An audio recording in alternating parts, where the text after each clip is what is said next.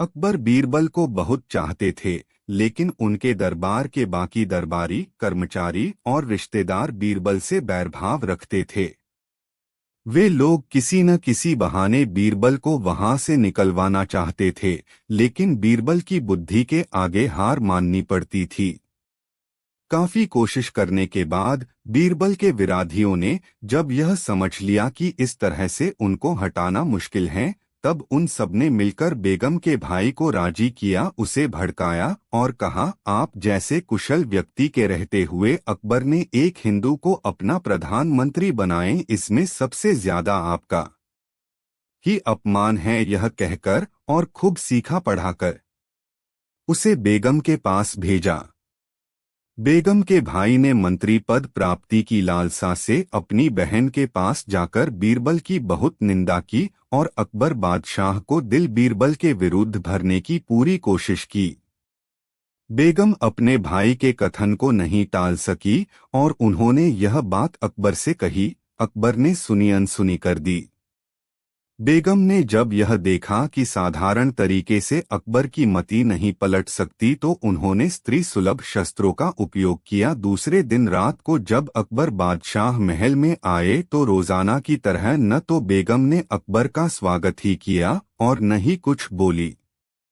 अकबर ने बेगम की बेरुखी का कारण समझ लिया, पर अनजान बनकर इस नाराजगी का कारण पूछने लगे। बेगम ने आंखों में बनावटी आंसू भरकर जवाब दिया, अगर आप मुझे खुश देखना चाहते हैं तो बीरबल को निकालकर उसकी जगह पर किसी ऐसे व्यक्ति को दीवान बनाएं जो मुसलमान हो, नहीं तो मैं जहर खाकर मर जाऊंगी। बेगम का निशाना अकबर पर सही बैठा।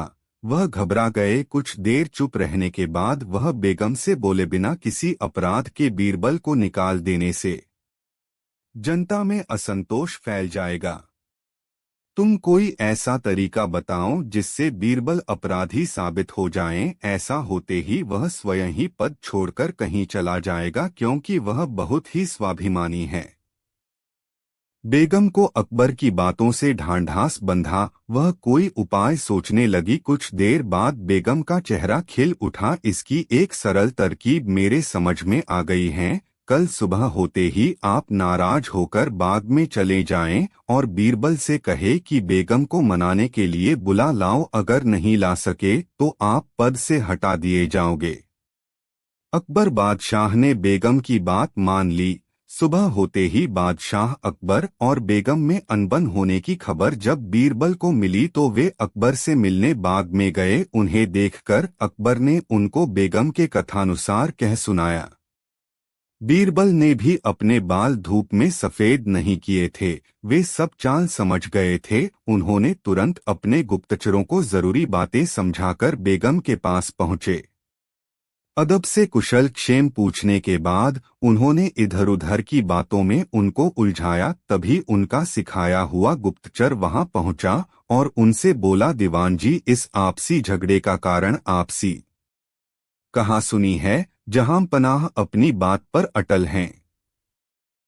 आप व्यर्थ ही यह कोशिश कर रहे हैं। मेरी राय में तो आप अकबर की मति पलट दीजिए।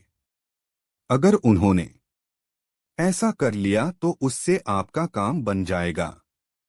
बेगम ने इस बात को ध्यान पूर्वक सुना। उस आदमी के चले जाने के बाद बीरबल ने बेगम से कहा, यह आदमी अकबर का संदेश लाया था कि आपसे इस कारण रुष्ट हैं कि आप उन्हें ज्यादातर गलत काम करने को कह देती हैं और अकारण ही रूठ जाती है।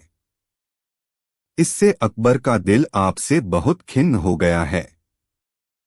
वह जल्दी ही नई बेगम लाने वाले हैं। बीरबल के मुख से ऐसा कथन सुनते हैं बेगम को यकीन हो गया कि अकबर नई बेगम लाने की कोशिश कर रहे होंगे।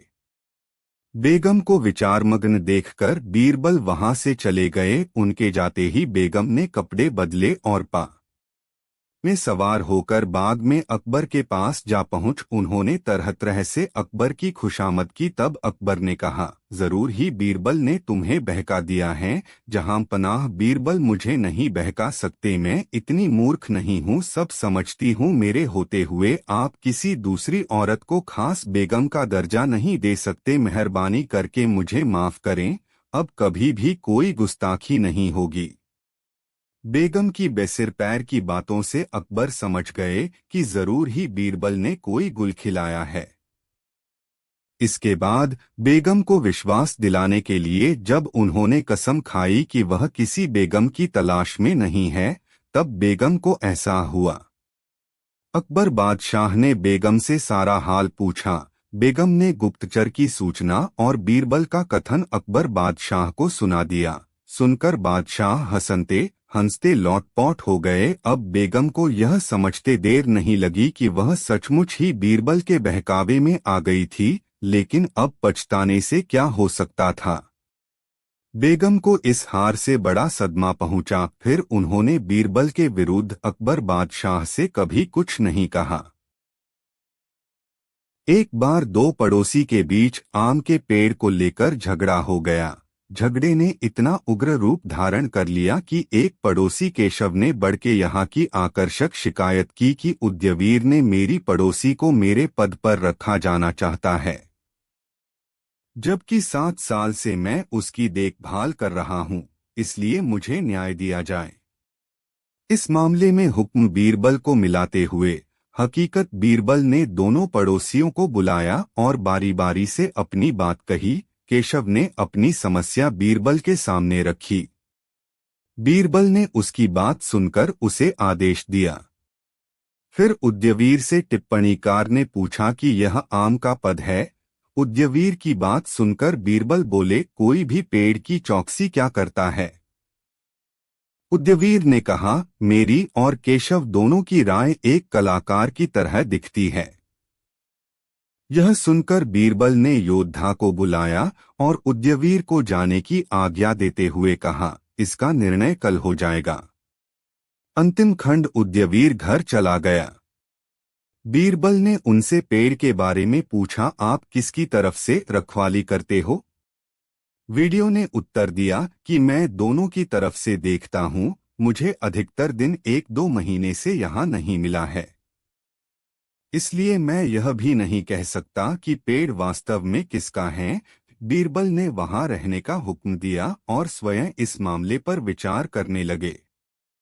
शाम को बीरबल ने शैतान को कहा, तुम बारी बारी से उद्यवीर और केशव के घर जाओ और तुम कहो कि आम के पेड़ के पास हथियार लेकर डाकू खड़े हैं और आम तोड़ने को तैयार हैं।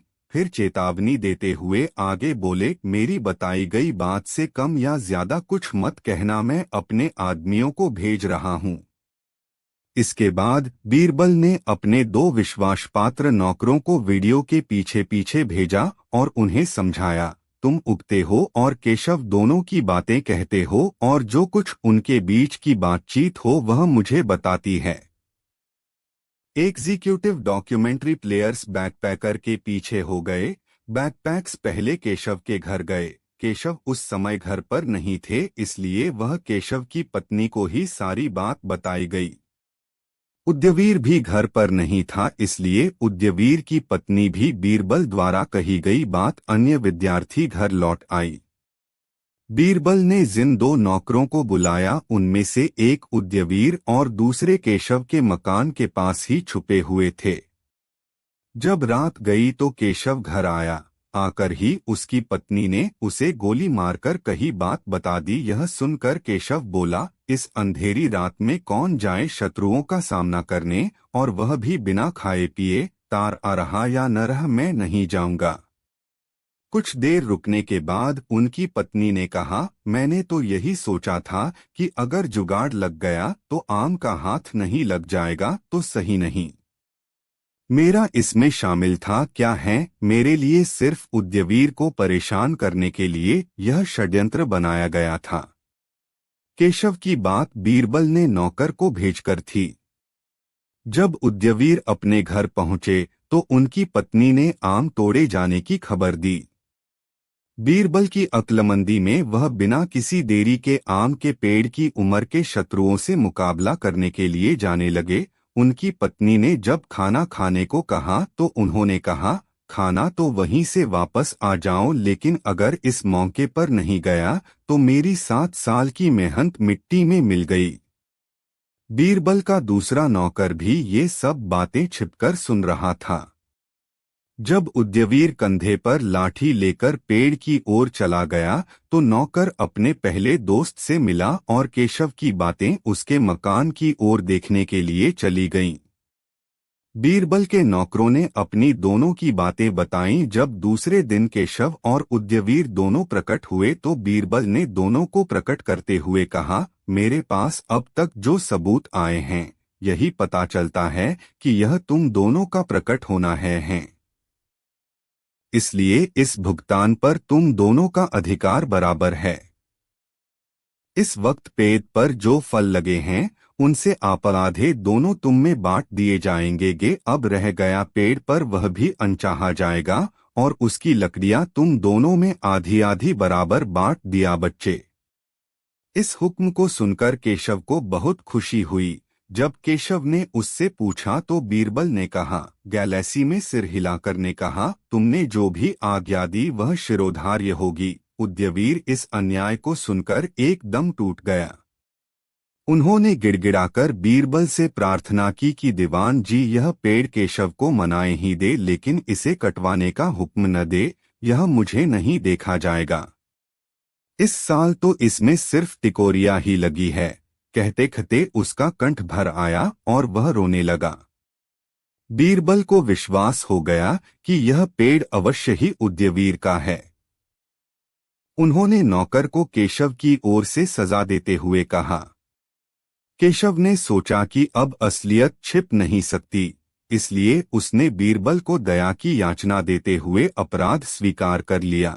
लेकिन बीरबल ने सोच विचार कर उसे अपराध के रूप में दंड दे दिया। एक बार की बात है, अकबर बादशाह ने अपनी महारानी को एक खूबसूरत सा सोने का हार दिया। वह सोने का हार बहुत ही कीमती था, जिस पर दुकानदार जवाहरात जड़ते थे। उस हार को देखकर महारानी बहुत ही ज्यादा खुश हुई और उन्हें अकबर बादशाह को खुश होकर धन्यवाद कहा।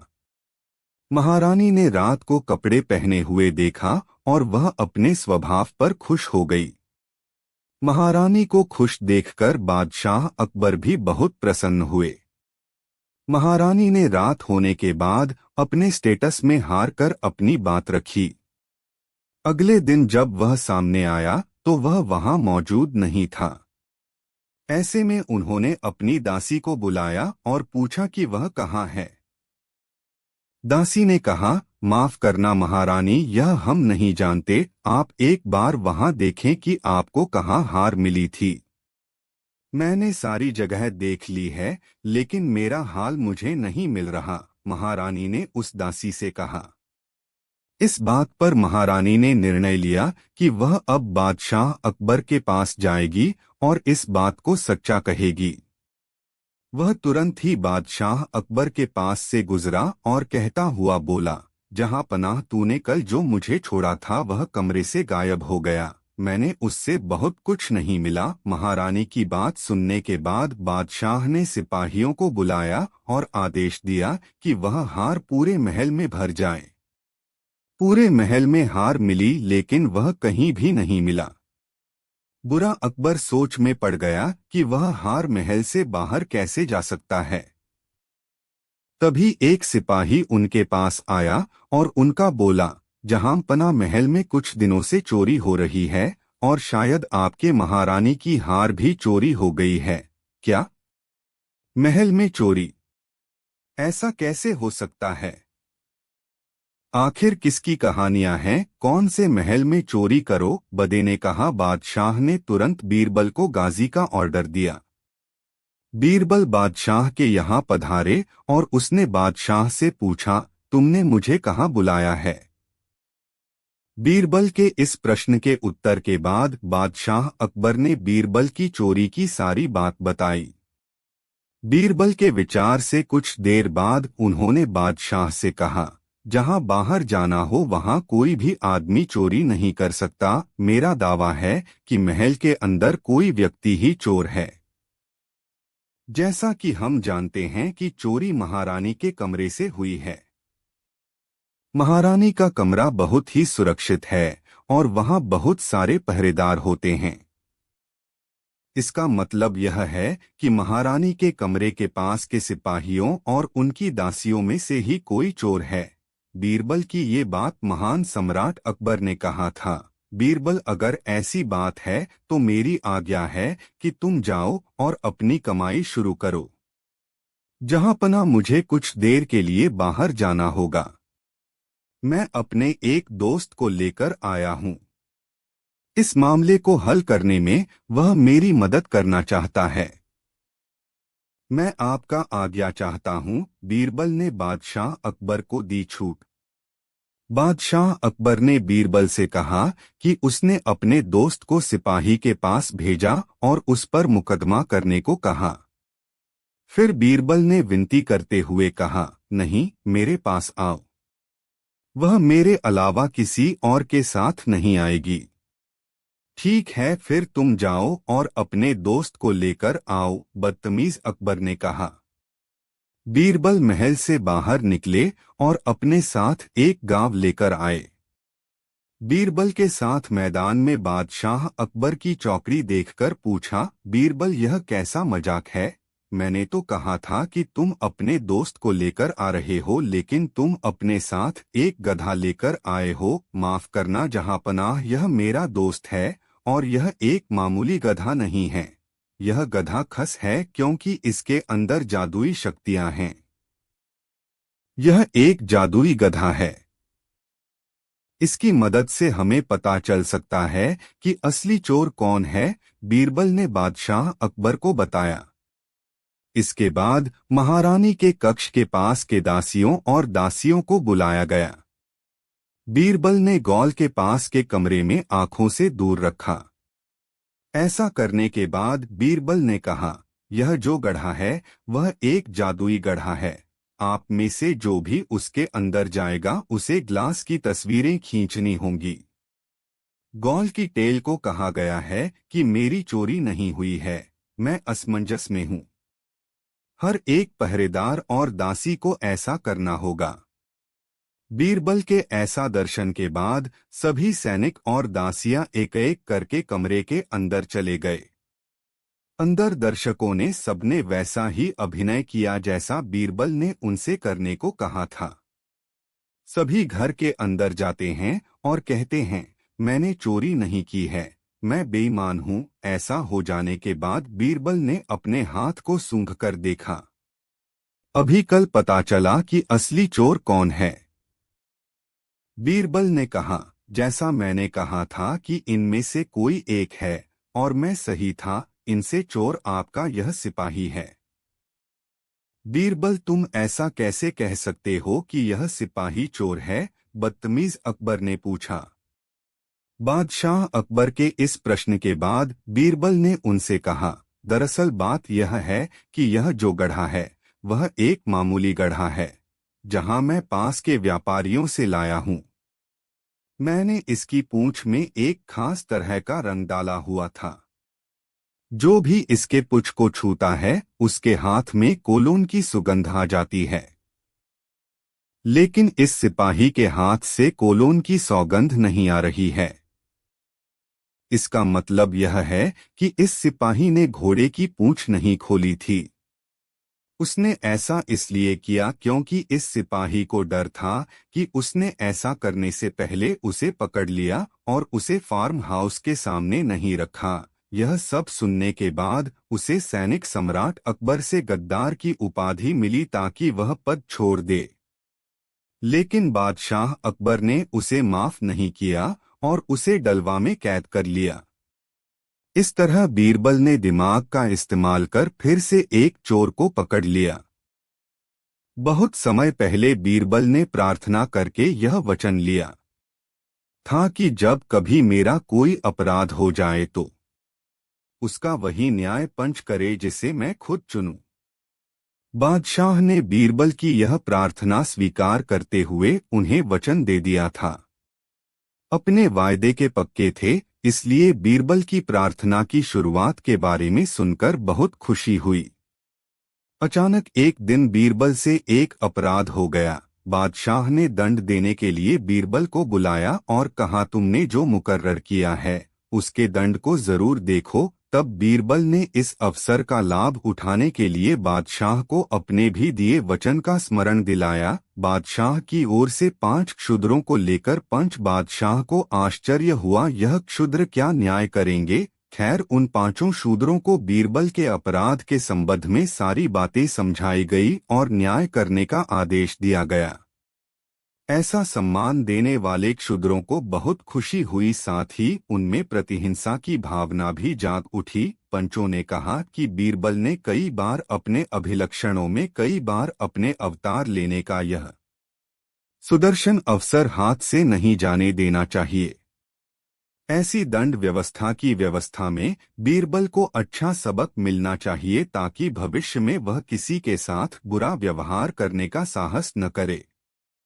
उन 5 में से पहला बोला, भाइयों, बीरबल का अपराध तो बहुत बड़ा है, इसलिए 105 रुपया कमाना चाहिए। इतनी बड़ी पौराणिक कथा की कल्पना करके दूसरे पंच शहर उठाने सोचा कि बीरबल के बाल बच्चे पर इसका बुरा असर पड़ेगा, उसका घर बार चौपट हो जाएगा। यह अमीरजादी सिर्फ 100 रुपये करने का प्रस्ताव रखा। तीसरे पंच को इतनी भारी कीमत चुकानी पड़ती है। अब चौथे पंच की बारी आई। उन्होंने अब तक के सभी मसालों का विरोध किया और कहा कि इतनी कीमतें तो बहुत ज्यादा हैं और इसमें बहुत ज्यादा से ज्यादा कमी होनी चाहिए।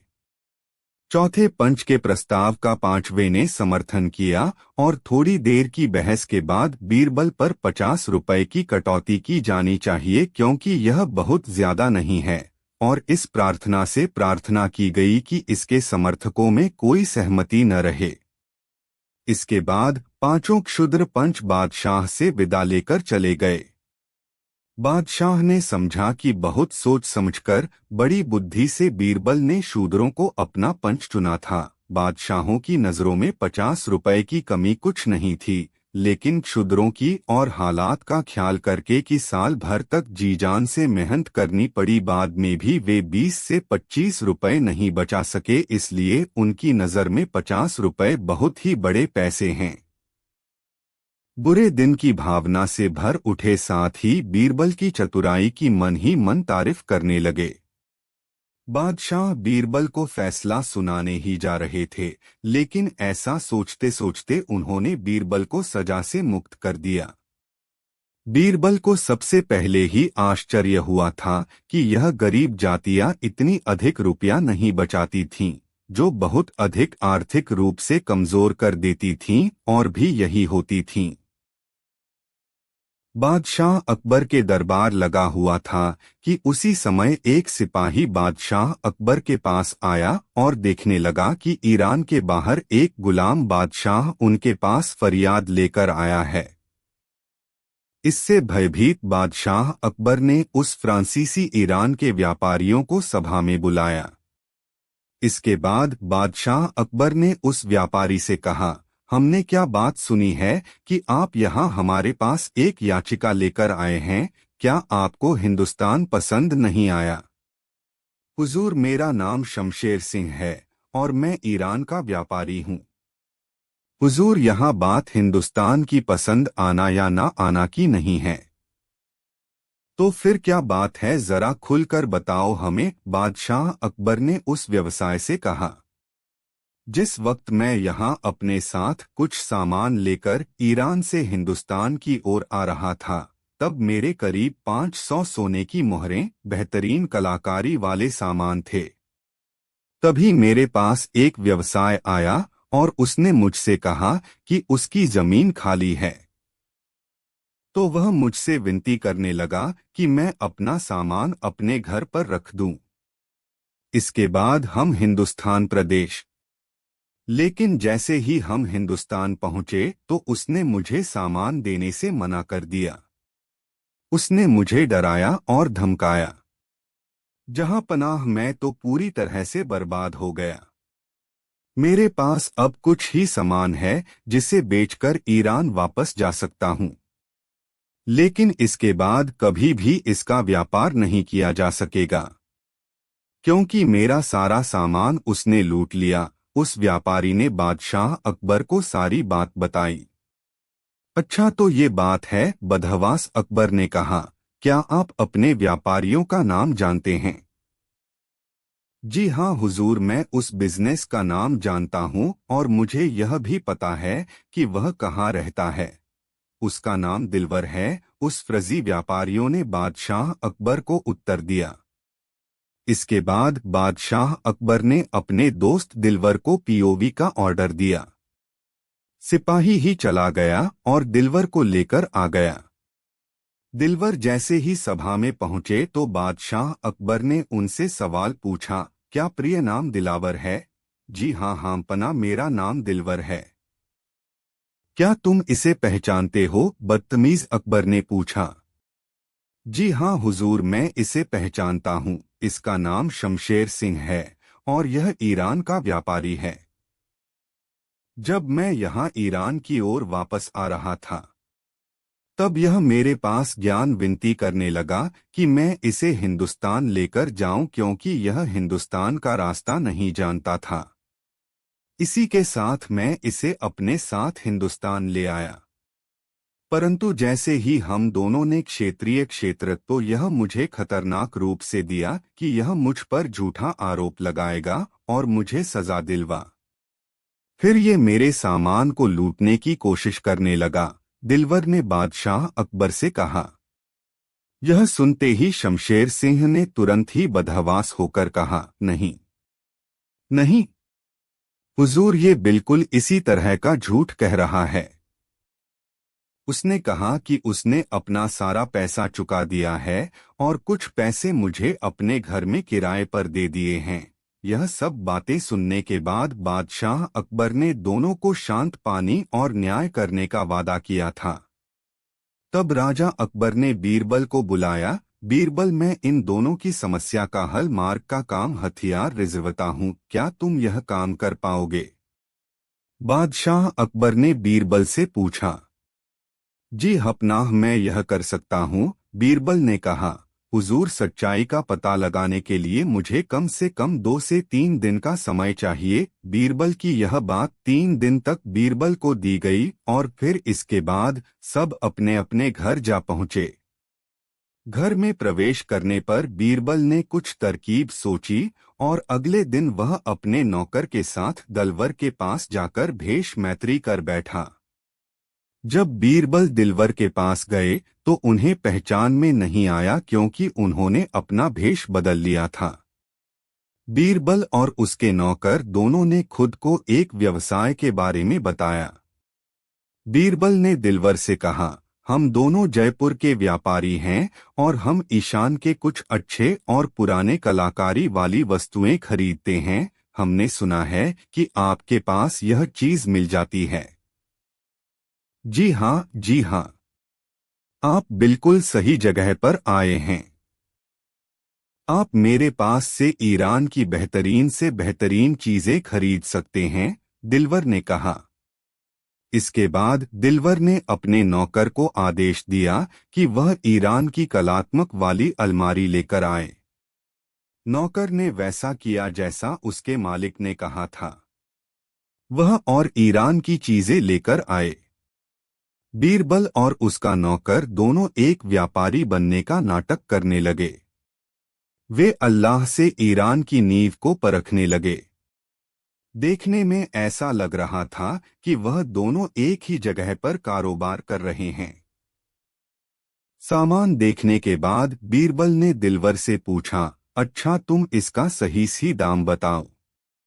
जी वैसे तो मैं यह ईरान की कलाकृतियां बहुत ही तरकीबों में बेच रहा हूँ, लेकिन मैं आपको यह 1000 सोने की मोहर के बदले दे दूंगा। इसके तुरंत बाद बीरबल ने कहा, मुझे नहीं लगता कि ये दाम हजरत मोहर हैं। मैं 500 सोने की मोहर वाली बंदूक से लैस हूँ। बीरबल के ऐसा कहने के बाद बीरबल नौकर ने तुरंत ही कहा, नहीं जनाब, 500 सोने के मोहर भी इसके लिए बहुत ज्यादा चाहिए, क्योंकि मुझे इन सब में बहुत सारी कमियां दिख रही हैं और कुछ खामियां भी हैं। इसलिए हम आपको सिर्फ और सिर्फ 300 सोने की मोहर दे सकते हैं। दिलवर ने कुछ देर तक विचार विमर्श किया और फिर उसने झट से कहा, ठीक है, मैं आपको यह 300 सोने की मोहर में बिस्तर पर बैठाता हूँ। ऐसा होने के बाद बीरबल ने दिलवर से कहा, ठीक है, तो कल हम आपको 300 सोने की मोहर देंगे और बदले में यह सामान लेकर जाएंगे। 3 दिन ग्रामीण थे। 3 दिन बाद बीरबल बादशाह के दरबार में। बीरबल को देखकर बादशाह अकबर ने पूछा, बीरबल, क्या तुम्हें सच का पता चला? जी हाँ हाँ पनाह, मुझे सच का पता लग गया है और गुनाहगार कोई और नहीं बल्कि दिलावर है, बीरबल ने बादशाह अकबर को बताया। अरे, लेकिन मैं तो दिलवर तो अच्छा व्यक्ति समझ रहा था।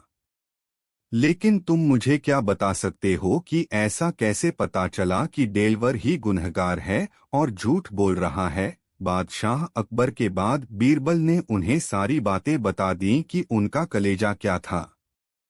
उसने बताया कि वह भेष भैया दिलवर के पास था और इसके बाद उसने सब फ्रैंक से बात की।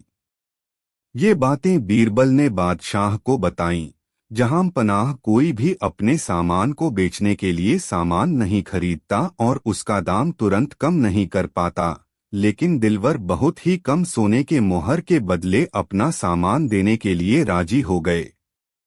लेकिन अगर कोई व्यापार सच होता है तो वह वही खुद खरीद लेता है, तो वह इतनी जल्दी अपने सामान को कम दाम में नहीं देती। इस बात को जानने के बाद हमने डेलवर के नौकर को पकड़ लिया और उसे डालिया की सजा दी।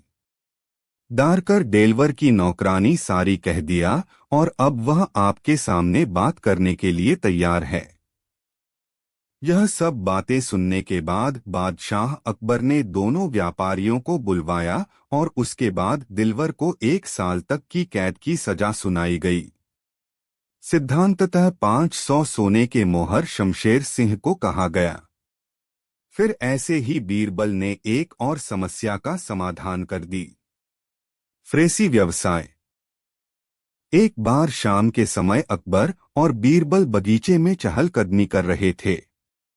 अचानक अकबर को बीरबल का मजाक बनाने की सूझी। अकबर ने बीरबल से कहा, बीरबल, कल रात हमने एक अजीब सपना देखा, लेकिन वह तुम्हें बताने लायक नहीं है। बीरबल समझ गए कि बादशाह उसका मजाक बनाना चाहते हैं, फिर भी उन्होंने नम्रतापूर्वक कहा, जहां पनाह सपना तो सपना है, सच थोड़े ही होता है। आपने सपने में जो भी देखा हो उसे कह डालिए। हमारे ज्योतिषियों का कहना है कि अच्छा सपना भले किसी को न बताओ मगर बुरा सपना जरूर सुना देना चाहिए, इससे उसकी अशुभता कम हो जाती है। नहीं नहीं बीरबल, तुम्हें बुरा लगेगा, सपना ऐसा विचित्र है कि तुम उसे सुनना पसंद नहीं करोगे। अकबर बीरबल की उत्सुकता बढ़ाने लगे, लेकिन बीरबल सब समझ रहे थे कि बादशाह चाहते हैं मैं जीत करके सपना सुनने की गुजारिश करूं। इसलिए संजीदा होकर वे बोले, जहां पनाह, मैंने आपकी किसी बात का कभी बुरा नहीं माना, फिर भी आप उसे न बताना चाहे तो कोई बात नहीं। जब अकबर ने देखा कि बीरबल तो बात ही खत्म कर रहा है, तो जल्दी से बौखलाकर बोले, अरे नहीं नहीं, सुनो, जब तुम इतनी जिद कर रहे हो तो तुम्हें बताना ही पड़ेगा। बीरबल ने कहा, ठीक है, बताइए। अकबर बताने लगे, कल रात हमने सपने में देखा कि शाम के समय हम दोनों सैर को निकले। वहां रास्ते के एक और 2 बड़े बड़े कुंड बने हुए थे, एक में शहद था, दूसरे में कीचड़। फिर अचानक हम दोनों के पैर फिसल गए, हम शहद भरे कुंड में जा गिरे और तुम कीचड़ पखाने से भरे कुंड में। फिर क्या हुआ? फिर क्या होना था? हमारी आंख खुल गई, सपना पूरा हो गया। बीरबल बोले, नहीं जहांपनाह, इसमें खास बात तो अब आती है। फिर हुआ यह कि कुंड से बाहर निकलने के बाद आपसे चला भी नहीं जा रहा था। आपने फिर कहा कि बीरबल कुछ करो, फिर मैंने बुद्धि से काम लिया और आपके शरीर पर से शहद चाटने लगा। जब आपकी तकलीफ दूर हो गई तो आपसे मेरी तकलीफ नहीं देखी गई और आप मुझे चाटने लगे और बस सपना पूरा हो गया। पर आप बुरा मत मानिएगा, सपना तो आखिर सपना ही होता है, वह सच थोड़े ही होता है। बादशाह बीरबल का मजाक उड़ाने चले थे, पर बीरबल ने नहले पर देहला जड़ दिया।